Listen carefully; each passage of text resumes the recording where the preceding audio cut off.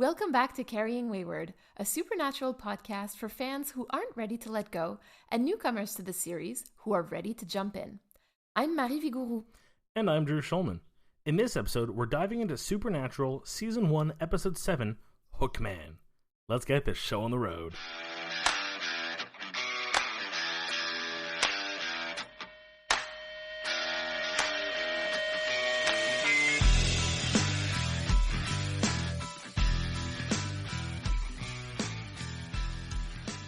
Welcome back, everyone. It's nice to be back after a little hiatus. Hope everyone had a lovely holiday season. Hopefully everybody got some time to just rest and recuperate, from this year, this entire year. And let's start fresh in 2021, Exactly. Right? It's the same reason why we took our break here, is because even ourselves, we need time to recuperate and relax and make sure our mental health is taken care of. Drew, would you like to welcome us back from break with our first recap of 2021? I'm excited. All right. 3, 2, 1. We start with a girl getting ready for a date. Her roommate convinces her to wear something a little bit sexier. There's a lot of stuff to talk about in that scene we'll get to later, because a lot of things to talk about in that season we'll get to later. Goes on date. Guy gets a little handsy. They hear something outside the car, the scraping noise, and they can't see what it is. Stupid boy gets out of car to go investigate because boy is stupid. Something smacks car. Girl gets scared, hides in car, eventually gets brave enough to leave. Not just take the car and drive away, but actually get out of the car and go on foot where the scary thing is, and finds this boy that she was on a date with hanging upside down from the bridge, clearly murdered. Cut to the brothers. They are trying to figure out where their next stop is. Clearly dad doesn't want to be found, so let's just keep looking for mysteries. And this girl describes an invisible killer. That seems up our alley. Let's go to this little small town. And we get to discover another one of our classic legends, the Hookman. The brothers do their research. This time we actually do really quickly get to the bottom of who the Hookman is, and even tie him to previous murders in this town. Suddenly we find out that this girl's roommate is killed, and then finally, after they think they've solved this, it turns out a thing goes after her father, who was their prime suspect. They eventually try to find the weapon, or the hook, from the original killer to get rid of the killer, and instead wind up facing him mano a mano, brother a brother, and save the day. Weirdly, a short recap. A very short recap. You have 1 minute and 17 seconds left. We will talk about pace in critical time, because I found that this episode was strangely paced, and I look forward to talking about that with you. Yeah, I'm trying to think of scenes, when I do the breakdowns, my kind of mental math is to go cut by cut and pick out, the key moments of things that are worth bringing up. But a lot of scenes just seemed, I don't want to say unnecessary, because they do move the plot forward, but not worth discussing. It's a slow episode at the end of the day, I think, and it helps to develop Sam, really. This is a Sam episode. I can agree. I think this is definitely where we see a lot more of Sam. Although we do get a nice little bit of Dean growth in this episode. I feel like he plays both sides of the coin very well. There are many moments where I just look at him and shake my head disapprovingly. But then there's a lot of little moments where I'm kind of like, hey, I'm proud of you for making the right choice. It's a good dichotomy of him. The beauty of how the brothers are written in the first few seasons, and how they're not just one tone. They're very rich and deep. There's just something really special about the way that those characters are written at that time. But they are very, as you said, rich characters. They are very deep. I feel like so many shows, the cliche writing tool is make a character, make them very one note, so that you can eventually change that note, and it's a big shock for the audience. But here they've decided to really flesh out these characters, give them complex and deep personalities that are not as one note. I think you can describe both of them in a few short words to kind of really sum them up if you tried, but you would never get it across right, because of how well developed they are from such an early standing point. That's so true. That's so true. All right, let's put a pin in this for now. Yes. And let's just move on. And very quickly, there's one thing that I want to mention. Oh, please. And I know that you want to talk about that a little bit later, but this is actually the first time that we see the brothers salting and burning bones or remains. Yes, I thought to say it in the recap, but I wanted to be quick. Yeah, it's our first time seeing this. They've mentioned it before. But yeah, you're right. Let's put a pin in that. We're going to get to that later. Pull over into story time. We discussed already that this is a pretty Sam-centric episode. So I guess a lot of my observations have more to do with Sam. Again, though, watching this in hindsight, after having watched the finale, I couldn't help but pick out a few things that just sort of like spoke to me in this episode, like little sparklets. In the sermon that Laurie's dad is giving about the passing of her boyfriend, he says, a life unlived is the saddest of passings. And that just made me so sad. I mean, it's sad because it speaks to Jessica. It's sad because it speaks to Mary. It's sad also because it speaks to the brothers and how their lives have been spent unlived in certain ways. And throughout this episode, we're seeing Dean particularly experience college life, which he's never really even had an opportunity to try. It's a life of sacrifice. They sacrifice their social life. They sacrifice their love life. They sacrifice their family life. I mean, everything has to be sacrificed. They can't be close to anybody except each other. A life unlived is the saddest of passings. I'm glad you brought that one up. That is a really good point. I'm glad you brought that one up. I'm really, really happy we didn't let that one fly by. And of course, this is a good time to mention if we actually have missed something in a past episode, fans, please let us know. Yes, listeners, please let us know. Contact us. If there's anything that we are missing or that we sort of glossed over or something that really means something to you, feel free to give us a call. Send us a voicemail via our Gmail account or send us an email if you'd like. Whatever feels more comfortable. We are only two people. We have our different views. We watch our media in different ways. We have different upbringings and backgrounds, but we are an incredibly small slice of the pie of humanity. Yeah. The things we've not experienced and wouldn't know to look for or know to catch, there's thousands of things. Please let us know what we missed. Speaking of things that are missed, I hear the boys are missing their dad this episode. Wow, segue. They are. Very nice. A beautiful transition there, Drew. Congrats. Very professional. Thank you. Years of talking. Yes. Years of talking. So yeah, the boys are missing their dad. One of the important points narratively is that Laurie is just so angry at her father, right? Of course, it's no accident that she's angry at her dad and not angry at potentially her mom, right? Laurie is meant to be a mirror for the boys, particularly for Sam. So speaking of that, Laurie is angry at her dad for not acting on the values that he preaches, right? Religion, morality, he's dating a married woman. Yeah. And she's clearly upset about that. And she's acting as a mirror for Sam. So if we think about how angry she is, and not only at her dad, actually, she's angry at her boyfriend, who, like you said, gets a little handsy. She's angry at her friend for trying to make her show more skin. She's angry at her dad, and then she's angry at herself. And I'm sort of wondering how you think that translates to Sam if Laurie is meant to be a mirror for Sam. Well, then I have a really interesting take on one of those deaths that I think we're going to differ on a little bit. Ooh, interesting. Go ahead. I love it when we disagree. So let's do them in the order you brought them up. So let's go with the boyfriend first, which I think is a very clear one that is just a matter of being uncomfortable. I don't see a major link to Sam, except that I think we've kind of seen with him, even in this episode, I think it make it a little more evident, he is very closed off to the idea of a relationship. I mean, yes, he does kiss her, but as much as I feel like the ending was kind of meant to, like the end of the episode, they save the day, spoilers, and Dean walks away leaving Sam alone, there's a moment where a kiss could happen, and right away I'm thinking, like, I don't want the kiss to happen, I don't think it should happen. And it doesn't, and then it occurs to me that I don't think it was so much of it wasn't necessary, because I think she full-on wanted to kiss Sam. I don't think Sam was ready to accept it again, because he's not over Jess. So I think that's where that connection is. The idea of locking himself out of intimacy.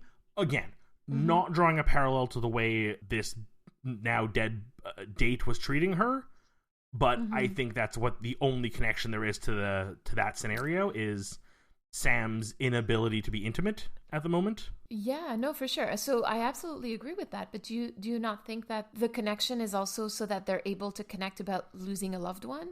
From that angle, yes. I'm trying to go... So at the angle... So yes, I agree. I think what I'm trying to do, though, are more of...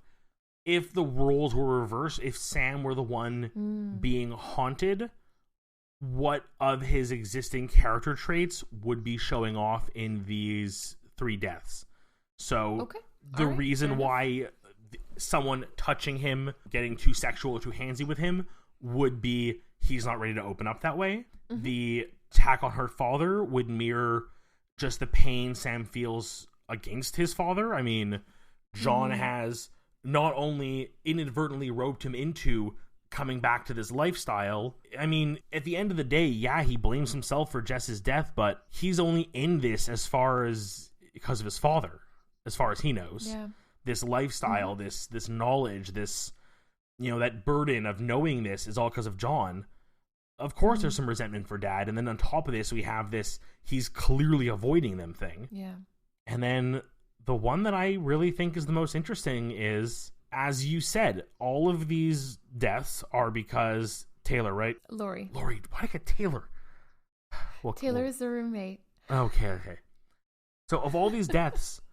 The only one that doesn't make sense to me until this very moment is Taylor's death, because Lori seems to be okay with her. Mm-hmm. Like, yes, there's that part of her that I think understands that morally what she's doing is not moral. And I say with air quotes because that's just basically using religion to slut shame, which is wrong. But I think it's less that she feels that way about Taylor.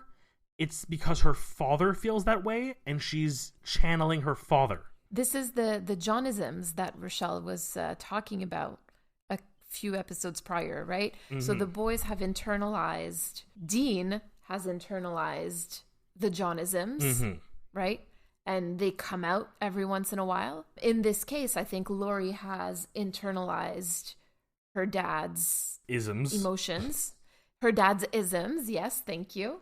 and then they come out and Dean is actually the one to point that out, and we'll come back to that too, but Dean is the one who says, oh, okay, so the spirit latches onto repressed emotions. Yeah, if anyone knows about repressed emotions, it's definitely Dean. You're totally right. Totally right. So I don't think so. Again, if we use the simile of Sam, like where would this tie into Sam? I don't think there's a specific example per se, but I think there's just this level of, though Sam has this disdain for his father, for what he has done and what he's put him through and what he's made him into, he still channels so much of his father. I mean, if you have to put John in as few as words as possible, like we talked about earlier, John is constantly trying to save the day. He has dedicated his life to hunting demons. Unlike the brothers who were basically thrown into it because of John, John was faced with a demon and decided to set his life to getting revenge and in the process saving people. Sam is now in the same boat. Sam's like, I want to just, if we have to do this, we better be saving people. Which is very John. Yeah, that's true. So yeah, we get this, to go back to your original point, and thank you for leading me down this road, we get this really interesting connection between the two of them. It's just such a weird, again, damn it, this writing team is so impressive. It's really interesting because, again, like, we get to know a little bit more about Mary in future seasons, but we get to know about John a lot in this season and in seasons coming up. And I've always wondered why Sam and Dean are such an excellent team. And I would argue, and this is something that will come up at one point, but basically Sam and John are very similar in the way that they approach life and just things and situations and people. And Dean and Mary are really quite similar in the way that they repress their emotions. Oh, good. That's what I wanted to be. Good. Great. Another one. Great. Oh, so it's just really interesting to see. Oh, I mean, they didn't have a chance. They didn't stand it. No, but it's true. And we will see exactly why they didn't stand a chance. Like anyway, let's not get ahead of ourselves here. But like we learn later, the union of John and Mary Winchester was a very big deal up in heaven. Oh. Yes. Like, again, I do know, looking forward a little bit with the bit of knowledge I have of the show from when I started watching it, I know that I forget if it's a war between heaven and hell is a thing, or if there's just a some sort of battle between the two more than normal, but I know there is a very big tie to the brothers and their relationships to heaven and to hell. Mm-hmm. And I did not know that Mary and John were in the same way like that. I am very intrigued to learn more about her. Yes. Damn it. It'll be very interesting to get there. But for now, speaking of heaven, though. Oh? Yeah, speaking of heaven, in this episode, we have the very first mention of angels. We do, yes. I did clock that. Right? Could you remind us the instance, though? Because I'm being very honest. I remember it coming up and reacting to it, but I can't remember why or how. Yes, so it's in the church when Sam and Dean are burning the silver. Yes. And Laurie is upstairs and Sam goes to see her and she's really upset. She is understanding that, somehow whatever is happening because of her. And she's saying, I've read about avenging angels. So yeah, I didn't remember that angels came up so early in the first season. Mm-hmm. So it's just really interesting to see something peppered in like that. It's a fun little bit of foreshadowing. That is one of those things. Like, I know foreshadowing is it's done a lot. It's a very easy tool, but it can be so nice to go back and catch those things. I do it a lot in video games or in other TV shows and movies, and it's just when you realize it was there the entire time. At that point, they weren't planning on necessarily bringing on angels. That wasn't quite part of the plan.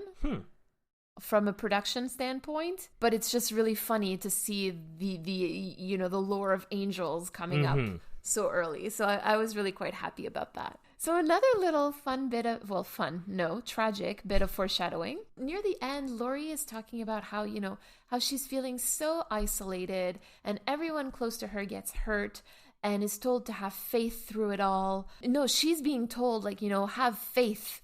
And she's angry about that. She's angry about the people telling her to have faith, and in particular her father at this point. And I just, again, could not help but looking at this from my standpoint, which is I know what happens later. And this is just such tragic foreshadowing for Sam and Dean in each in their different way. Well, I mean, yeah, as soon as you said that, and I'm trying to right away, rule of thumb in story time, Mary says a thing, and I immediately go, oh, this has more meaning than I thought. What does it mean? Oh, wow, it's really right there on the table when you think about it. This is amazing. But right away, my gears in my brain start turning, and I'm like, oh, that's like Sam and Dean. They are constantly being told to just do what they've been taught to do, to just follow along, to have faith in their system, because things will work out. And yeah, they're both tired of it. I mean, you think they want to be out here looking for their dad when he could either A, be dead and they're wasting their time and this is all just a tragic mess, or B, he's actively avoiding them somehow. Neither one of these is a good situation. It really isn't. And I mean, they're being asked at this time in the story, the boys are being asked to have faith in their dad. Their dad, who has not been the most stable figure in their lives, right? And yet they're being they currently have a dad that they don't know if he's alive or dead, but their only chance at finding him is to keep faith that he's still alive and that at some point they will find him or that he will make himself known to them. At the beginning, Dean says, Dad doesn't want to be found. Yeah.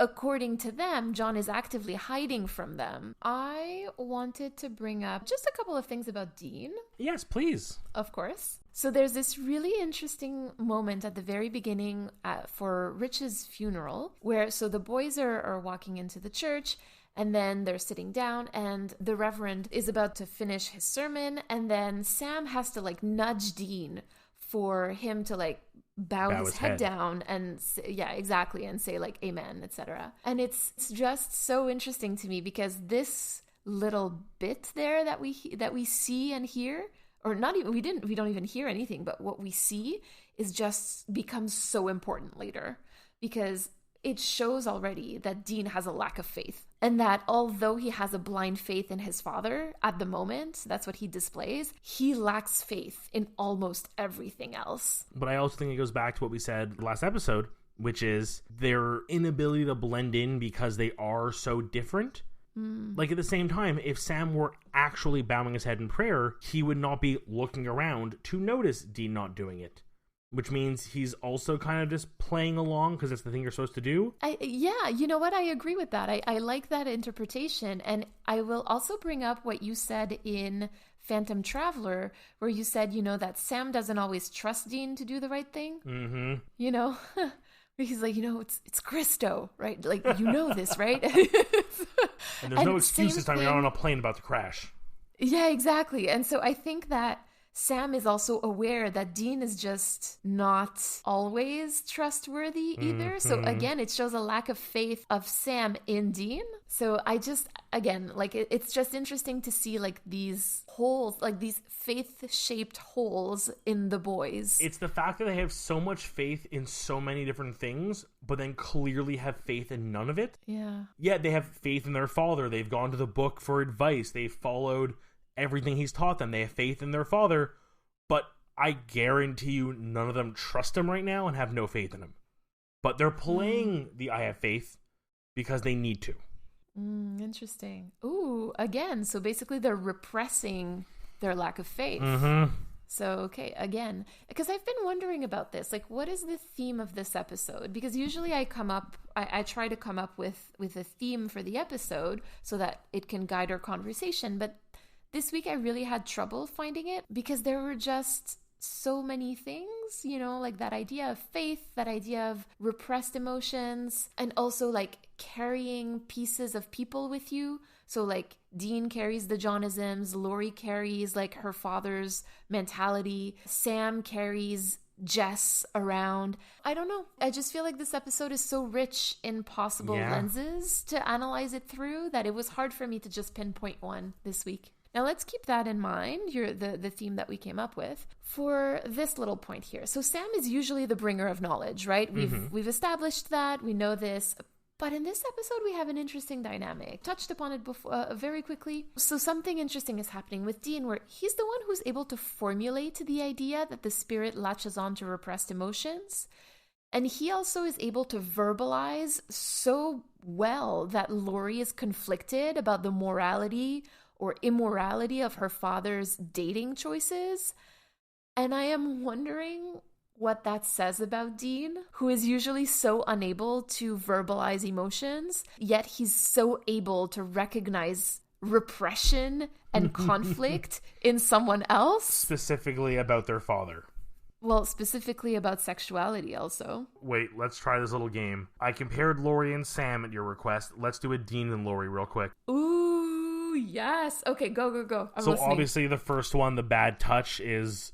if we again go through the queer coding, is the I don't want to go that far because it's not who I am, assuming they were in another, the roles were reversed completely and the genders were reversed. Again, there has got to be some part of Dean that, as there's some part of Dean, the part that was clearly displayed to us in the episode with the shapeshifter, where it is clearly evidently stated that Dean hates his life and everyone leaves him. So some anger towards Dad. And then we get to Taylor, who's living her life the way she wants in her own sexual freedoms, which he can't. I hate how much this makes sense. I love that we're right. We're so right. Oh, but it just hurts. Yeah. Oh, it just really hurts. It's interesting because a lot of the things that I've read about Dean and his queer coding, the queer coding apparently, like from the analyses that I've read before, the queer coding seems to start a little bit later, and yet we are finding instances. Of course, they're very subtle, right? Like, I'm not saying that any of this would mean that Dean is necessarily queer, but yet we're starting to see some push and pull that we're not seeing with Sam. There's always the argument of you find the points you want to find, like... Yes, confirmation bias. Thank you. That was the term I was looking for there. I was about to give a whole explanation of what I meant, but yes, with confirmation bias. Well, but please explain what confirmation bias is. I think it's important. It's a great point. So confirmation bias, for those who aren't familiar with the term, is when you find what you're looking for because you are so hard set on finding it. Yeah, exactly. It's basically when you fall in love with your own results so much, like in a more scientific way of looking at it, when we say fall in love, but like when you are so attached to your results that you try and find only the literature that will support your point. So with confirmation bias explained, there is queer coding to Dean. I have full belief that he will inevitably wind up being a queer character, whether it is blatantly stated in the show or is only theorized later on, because I know there's a lot of controversy at the end of the series how that goes, but I'm outside of that. But given that I've accepted this truth to me, people could turn around and say, well, you're biased. You are finding reasons that he's queer-coded that other people might not. But as I think you were trying to bring up is, we analyze both these boys so much, and I can't really think of any moments where Sam comes across as queer-coded really ever. So far, no. He will at some point, and I'm very excited to get to that. I am too. too. Sam is just such a wonderfully complex character. But at the moment, it's really Dean that we're seeing as queer-coded. And I just find that fascinating. And with that in mind, let's move on to critical time. Let's get into it. So, to start this segment, I wanted to do something that I've been really excited to do for a while, and I only got to dive into it a bit with Wendigo, and that's discuss the creature of the week. With the Hookman legend, unlike some of the other... No, actually, a lot of the past legends, so the two I can really focus on here are the Lady in White or Woman in White and Bloody Mary. Unlike those two legends, this is one with a bit more history that's a little more concrete, albeit still incredibly vague. So looking up this piece of mythology, it is very rooted in the Americas. It is very much an American legend, a lot like Lady in White, although there are variants in other parts of the world. We do have a few cases of actual murders that took place in the 30s. So looking at 1930s, there were people being killed or being attacked at least. These are some of the earliest cases of known serial killers. They had a bit of an MO. They tended to be going after teens or young lovers. Most commonly, I believe the ones I've looked up, a lot of the ones that did survive. I don't know why I air quoted did survive. They did survive. That did survive, quote unquote. But of the ones that have survived, they were a lot of young couples that just happened to get away in time or drive off and only saw something. And they were never claimed to be paranormal. They were just a killer. A lot of these cases were never solved. There were suspects, but there was never enough to go after them. But again, this is the 30s.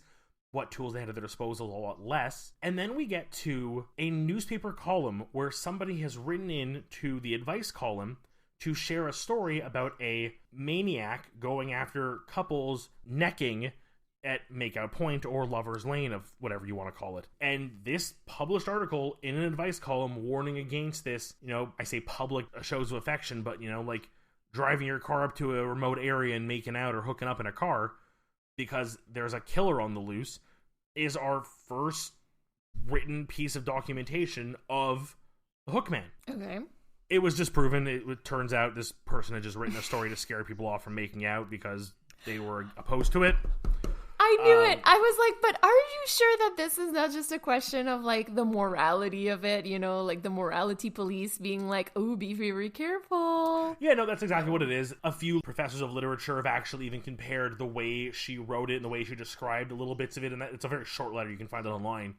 The way she kind of described it are very similar to existing pieces of literature from Old England, like as far back as the 1800s, of a killer who seems very ordinary by day and is killing people with an MO, like before serial killers were widespread and well known. And then it was closer to the 1950s when, whether there's a direct relationship to this story or if it's just enough of word of mouth getting on, the legend started to become mainstream. And again, there are 1,001 variations of the story, from him being an escaped mental patient to being a serial killer to being a ghost. The only real thing we ever have that really concises this story is the hook as a weapon. And I think in every version I can find, at least, it's a couple, and usually the man dies. Okay. There are a few cases where they both survive, and there's a few cases where neither survives. Okay. And there's also the rare one, too, where the guy will leave and come back and find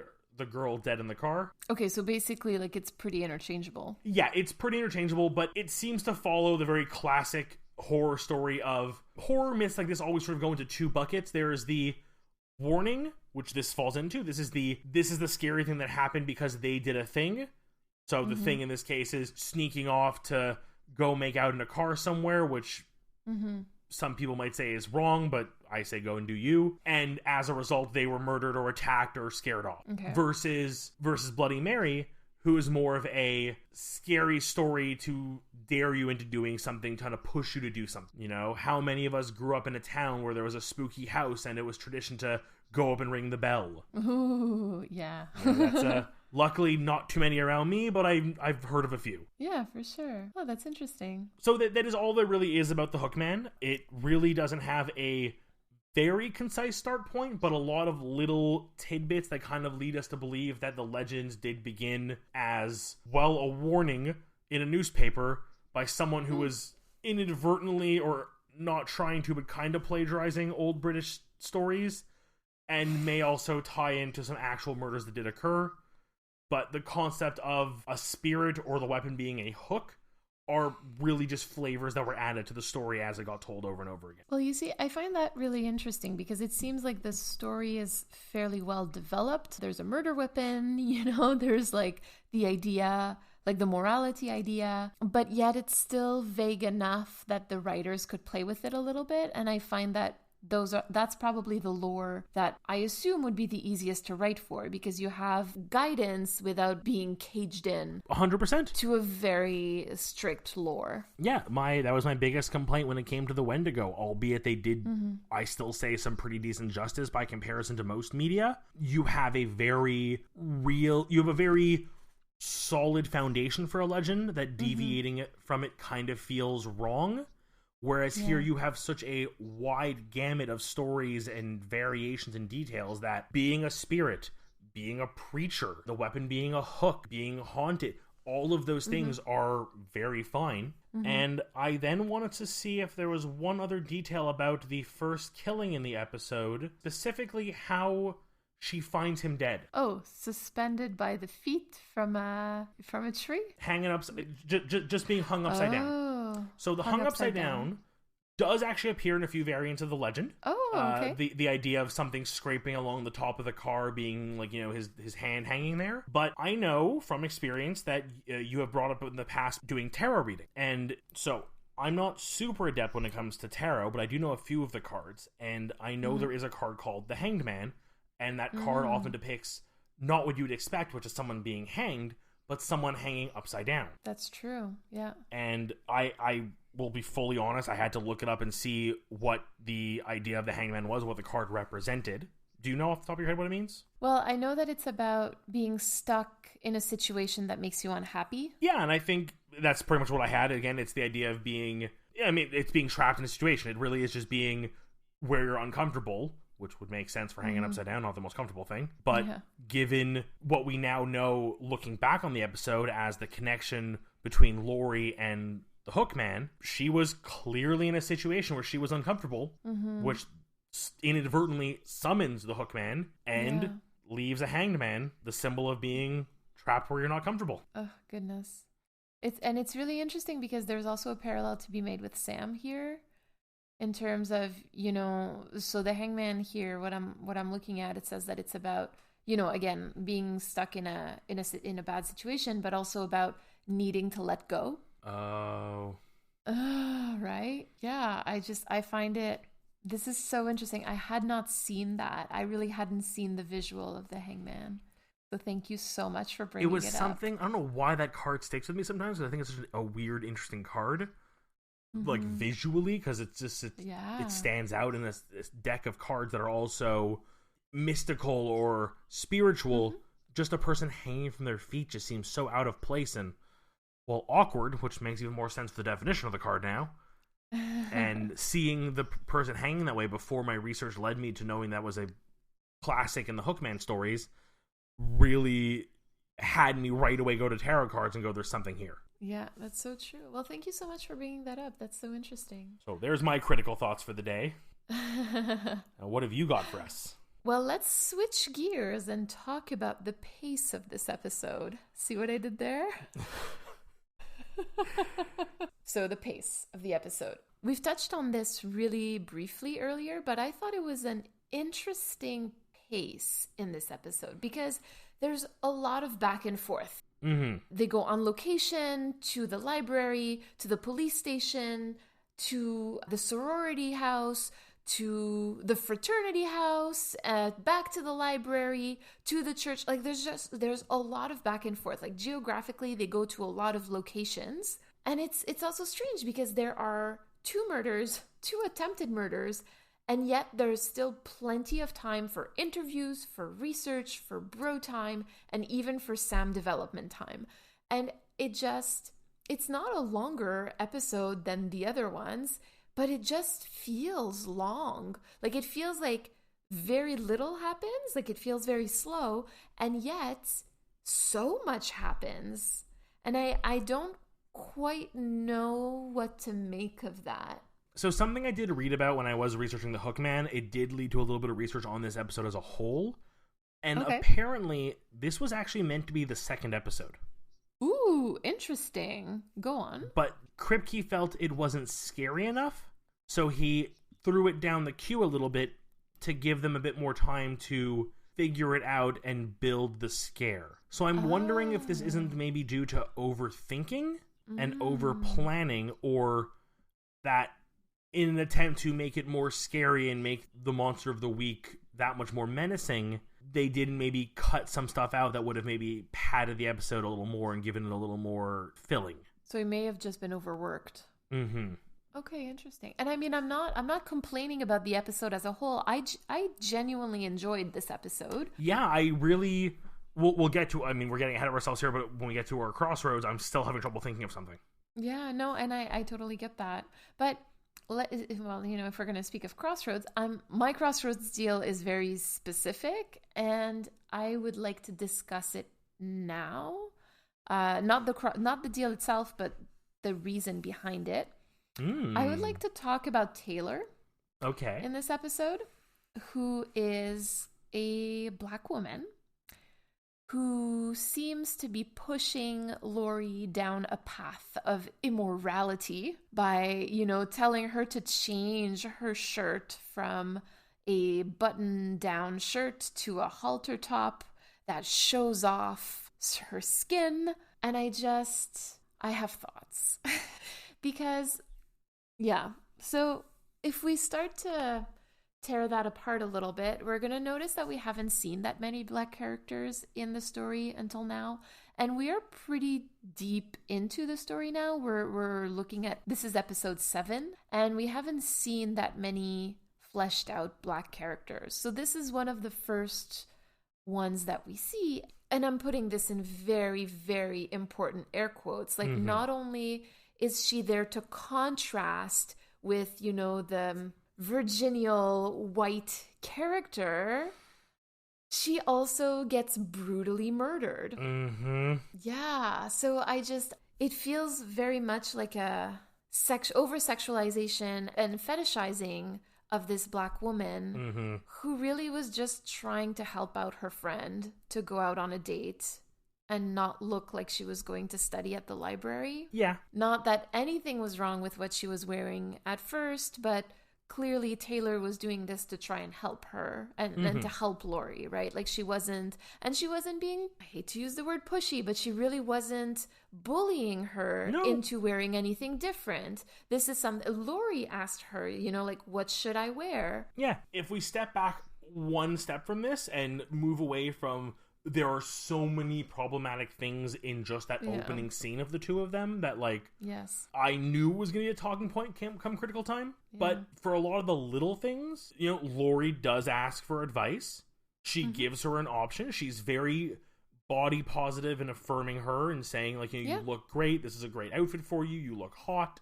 Even that line of, don't do anything I wouldn't do. Oh, there's nothing you wouldn't do. Again, is open with her sexuality, is comfortable being who she is not hiding it or being ashamed of it, and is encouraging her friend, even in that backwards way of saying, like, have fun, be yourself, do what you want to do, don't hold yourself back because rules. Yeah, absolutely. It's just, the character herself is so positive. And again, I'm distraught by the way that the show is treating this character, this female character, this black female character. They treat her like she's disposable. Yeah, exactly. And it really hits differently when you think about the fact that she is the first black character on the show who's really had like any story content. Exactly. Up until now, I think we brought up there's been maybe the occasional cop or security guard or like background character. We've never really had like a character who is integral to the story. And it hurts even more, I think, because her pain and her murder, her brutalization is really there only to advance the emotional growth or depth of a white character. And that doesn't sit well with me. No. Yeah, like I said, very problematic both from the race angle and the gender angle of just the fact that, like, let's again go back into it. The fact that she has to be an overly sexualized character, the fact that she can't just be a friend, she has to be a sex symbol or a air quote deviant. You know, there has to be some angle because they need to sell the show to men, because this is 2005 and that's what TV is there for, is to get, you know, teen boys watching the hot girl on the screen for a scene. Yeah. You know, it's the whole thing's problematic, and then you factor in that, yes, we keep saying she's the first black character with any actual like story integrity. Does she have a single line of dialogue outside of that opening scene? Line of dialogue? No, but she appears a bit later at the funeral. Like, that's what we see her at the funeral. Like, she's physically present. I think I was gonna say I'm sure I saw her there. Yeah. We then, again, like, how weird is it that she's like, I'm going to this house full of girls and like we're all gonna hang out tonight and have a little bit of a party, and she's just full on passed out at like a normal hour sleeping. She could have been awake. They could have had a conversation. They could have said something. She could have had a throwaway line just to be like, I'm not an object, look at me. And then the next day she's just a pool of blood. With that in mind, are we ready for our Crossroads deal? Let's move on into them.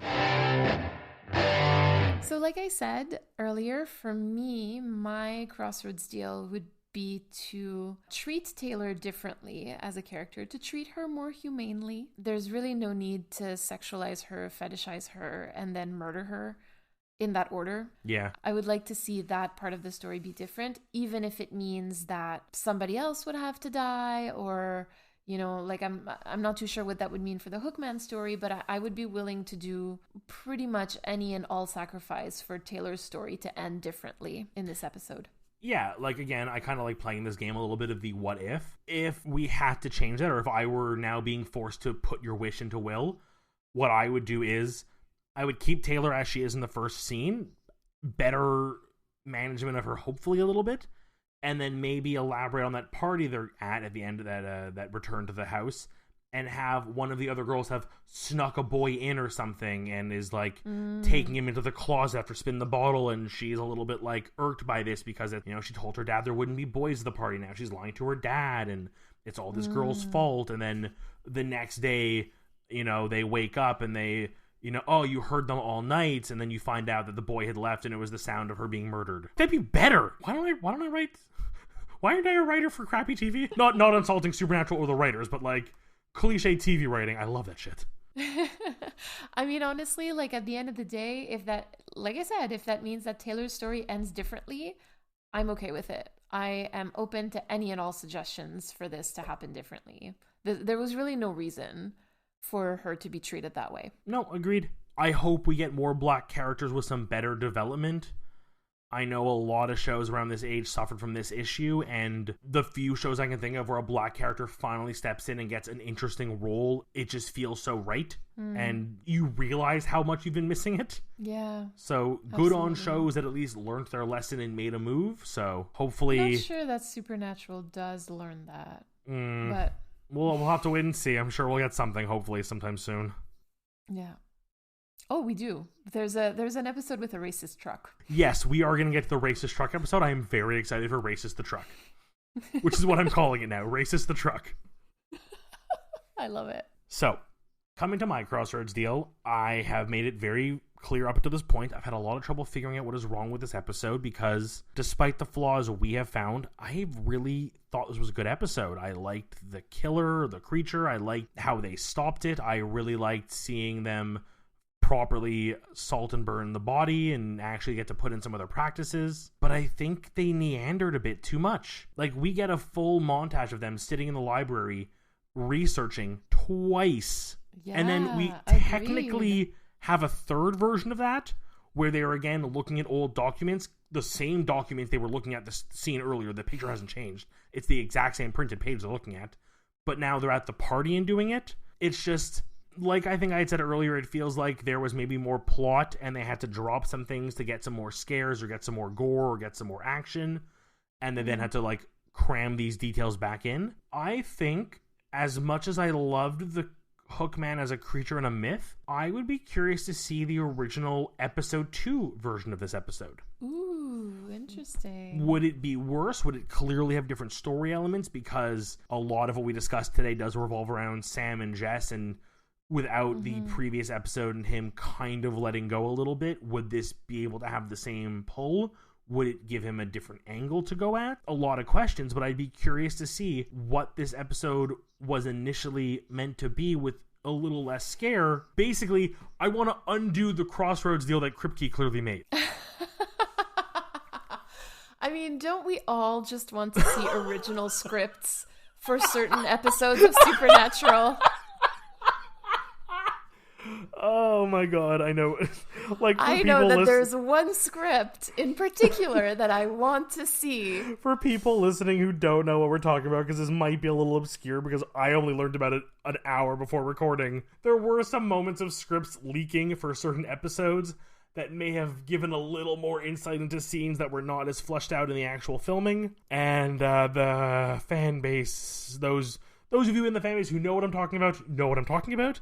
Those of you like me who are a little on the outskirts, when you finish this series with us eventually or on your own, look up leaked scripts and see what you find. Oof, it's been a week, y'all. It's been a week.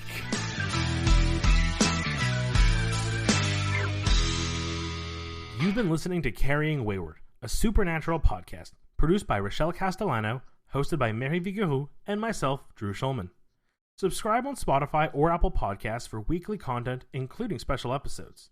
Leave us a review on whatever platform you choose. We'd love to hear from you. You can find us on Twitter and Instagram at Carrying Wayward, and we always like getting voicemails at carryingwayward@gmail.com. Let's keep this conversation going even after the show. Carry on, our wayward friends.